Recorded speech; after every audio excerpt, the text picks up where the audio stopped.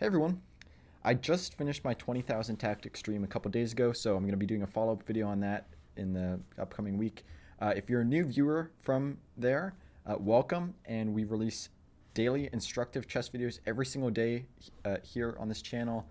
So videos about openings, middle game, tactics, end games, pretty much everything chess here. Uh, it happens, and a lot of instructive content. I have some fun things planned too, and also I'm planning to give away a signed chessboard and a chess set at 500 subscribers. So it probably won't be worth much now, but hopefully one day it's worth something at least. So yeah, we're doing that, and today I'm going to show you some new theory that I found in the Max Lange attack for black. So the Max Lange attack is not the most sound opening, but it is actually a very good opening to learn as an intermediate player, I think. It's probably equal in terms of soundness to the King's Gambit, for example. It's not something you want to play if you're like an expert, but it is a really good opening to play as white, and it really, I think, helps you learn really strong attacking chess. So if you're looking for an opening to play as white and you want to learn how to play attacking chess, consider looking into this opening, the Max Lange attack. But today we're going to be looking at it from the black perspective, how to defend against it. And there's this really nice line. So we'll just get into the opening. So the opening goes e4, e5, knight f3, knight c6, d4. So this is the Scotch game. E cross d4, bishop c4, bishop c4. So we have a Scotch Gambit, and knight f6, castles. And here black has two moves. Black can play knight cross e4 or bishop c5. So knight cross e4 goes into an opening called the Morphy attack. But the Max Lange attack starts with bishop c5, and here white plays e5, and this is the start of the Max Lange attack. So e5, black's best response is d5, e cross f6, d cross c4, and rook e1 check. And here, king f1 it's like the engine move, but bishop e6 is the theory move. So here most players, including masters, play bishop e6. And knight g5, and this is all mainline stuff. And this is the main trap in the Max Lange attack. In this position, the main trap occurs. So here black really has three main moves that they've tried. Obviously, there are many more moves that black has tried, but these are the three main ones. So g6 is actually the sideline that I want to be showcasing in this video. Kind of, I don't think a lot of people know about this 9g6 move for black in the Max Lange, so I'm going to be talking about it later in this video. But I want to start by going over kind of the known theory and the main line, and also the main blunder. So this is probably the biggest blunder, the most common way that black blunders in the Max Lange attack, which is they play 9 queen cross f6. And it's just a really natural move. You're taking the pawn. You're taking the pawn. You're defending your king side, you're defending your bishop, you're preparing to castle queen side if you need to. But this is actually a huge blunder, and it basically loses the game, because after knight cross e6, you can't take with the queen because the rook guards the knight. So f cross e6, and now queen h5 check. And you'll see that this is a fork on the king and the bishop. And I like to call this the Max Lange fork, when the f pawn is missing, the king's on e8, there's a bishop on c5, and the queen is checking from h5, because this is just kind of the position that I associate this tactic with. This is the opening I associate this tactic with. So I call it the Max Lange fork for that reason. Sorry about that. So after, for example, g6, queen cross c5, this c4 pawn is going to fall very soon for black. And here black can't even castle queenside, because if castles queenside, for example, then white has bishop g5, and it's a skewer on the queen and the rook. So white will be up a rook, and it will be totally winning for white. So yeah, you cannot play queen cross f6 in the max Lange. Like I said, we're going to go over g6 later in the video, but for now I want to go over queen d5, which is the known theory. Queen d5, knight c3 is the best move for white, so white has gambited a pawn. Now they want to compensate themselves with the lead in development. You cannot take this knight with the d pawn because it's pinned to your queen. Your bishop does not defend your queen because it is pinned to your king. And the queen cannot go back to d8, for example, because then we have the same knight cross e6 tactic with the max Lange fork. So the queen needs to stay connected to this bishop. So the only move black can play here is queen f5. Here the main line continues knight ce4, castles queenside, g4, queen goes back to e5, and here a very, very common blunder from white is f4. And I don't know why this blunder is so common, but it's actually the most commonly played move from this position as white in the Lichess database, and it is a huge blunder, so I'm not sure what's up with that. But here black just plays d3, and they have their queen available for, they can put their queen on this d4 square, and white's king is just going to be way too exposed. So this is actually a completely winning position for black. I think black wins like 80% of games from this position, so it's very nice. So white can't play f4. The correct move, which has been played approximately an equal amount of times to f4, is knight f3. Black plays queen d5, and now white plays f cross g7. So if we go back a little bit, if you were wondering why white did not capture this pawn earlier, it's because black had not committed kingside castling, so capturing this pawn was not going to be strong.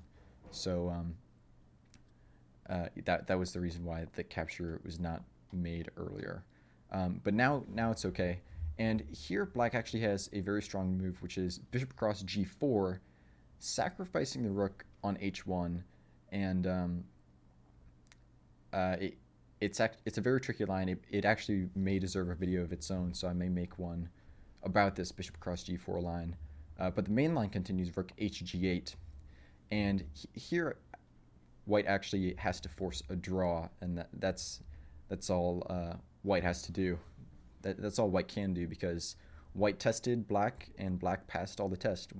Black did not fall into any of this queen takes f6 trap or anything. Black knew all the correct moves. So here the best white has actually is to just force a draw by repetition with knight f6, and the black queen is attacked. It only has one square it can go to, which is d6.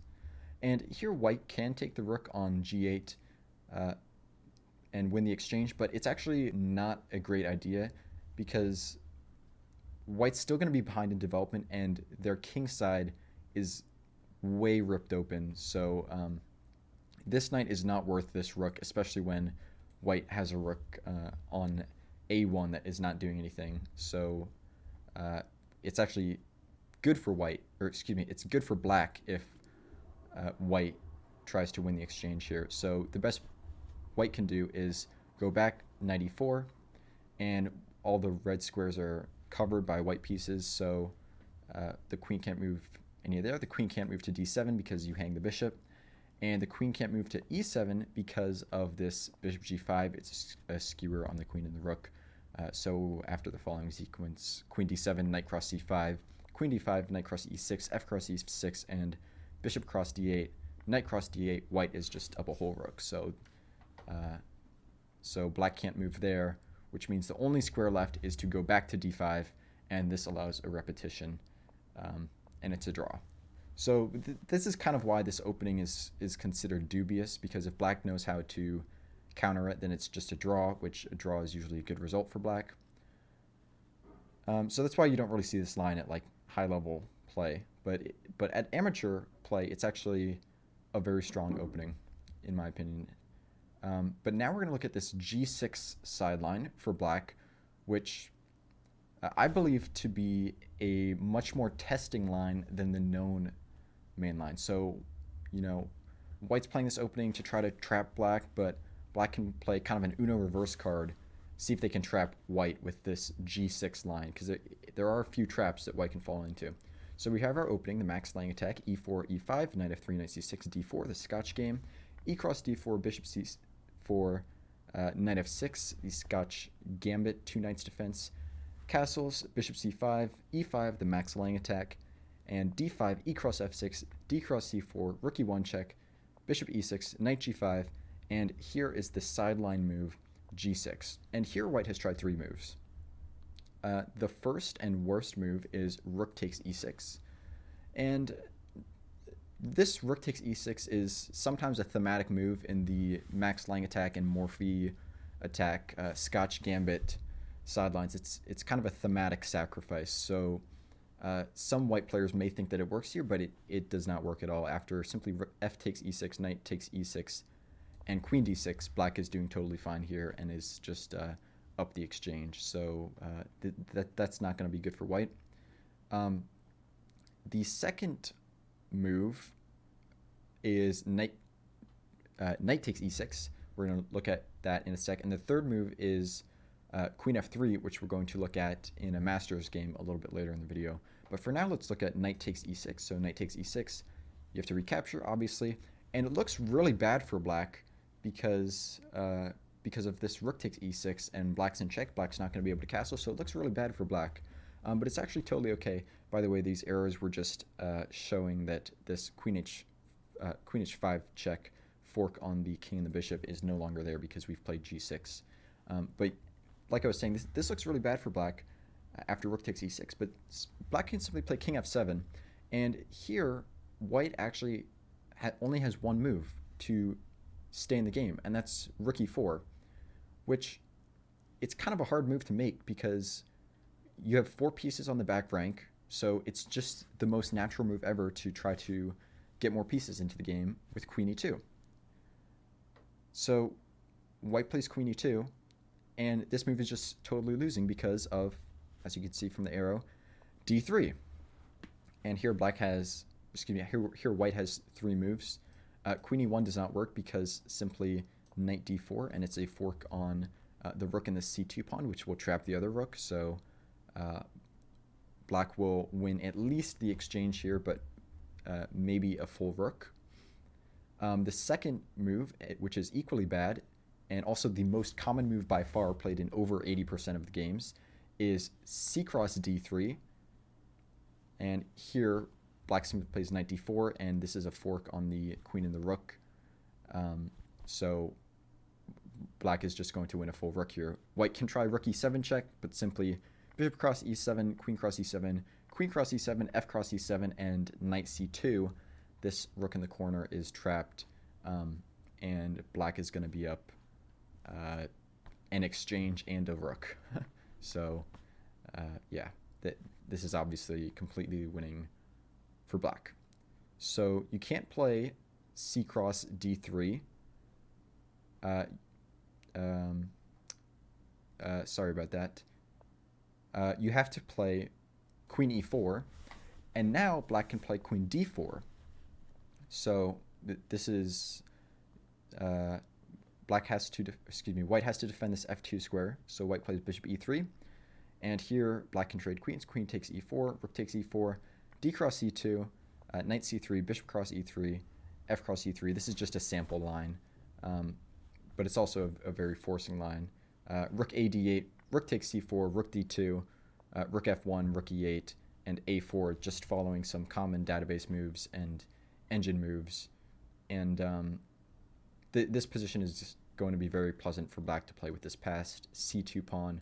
The rooks are more active, and the pawn structure for black is going to be better here. So even if your opponent does play this queen e4 move, which is very uncommon to play in this position, you're still going to have a good game as black. So in conclusion, this queen e2 move cannot be played.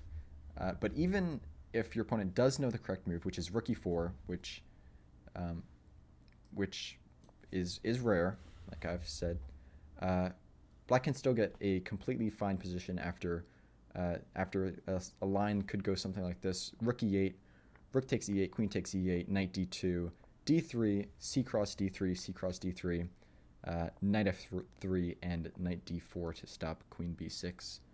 And the game will continue here from here. And this line is fine to play from either side. I think both sides have chances from this position. So yeah, that's kind of how black can play an Uno reverse card on the traps. That queen e2 move is hard to avoid.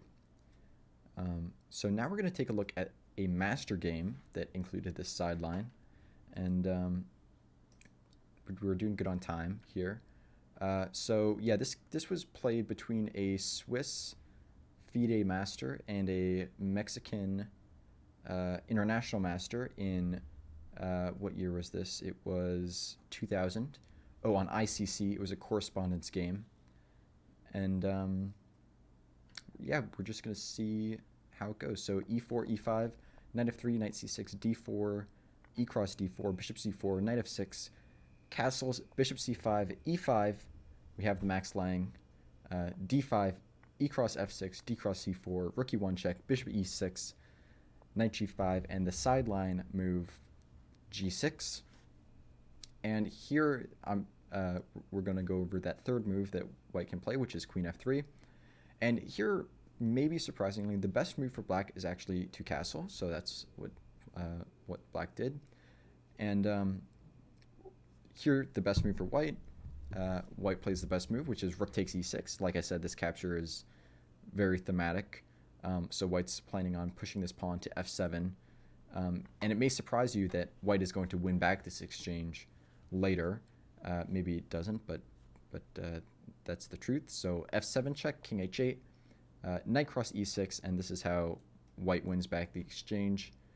Queen e7, bishop g5, queen takes f7, so you don't want to take the knight because of bishop f6, and you would have to sacrifice the queen.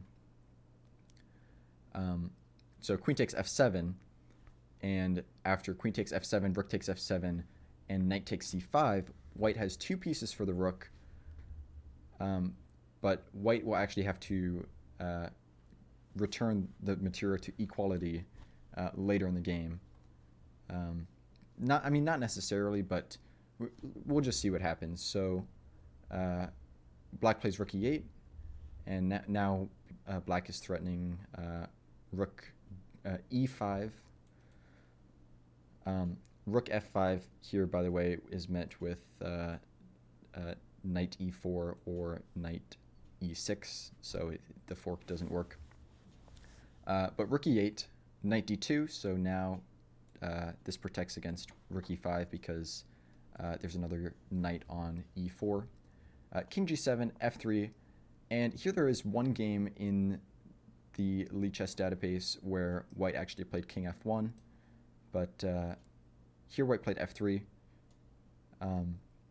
and the game continued rook f5, knight c e4, c3, b cross c3, d cross c3, bishop f6 check, and this is how white, I guess this is how black, this is how both players decide to re-equalize the material. Rook takes f6, knight takes f6, and king takes f6, and now both players have a knight and a rook. And black's actually up a pawn here, so the game continued into a very long endgame. I'll just scroll through the moves here because it's very long, so I'm not going to recite the whole thing.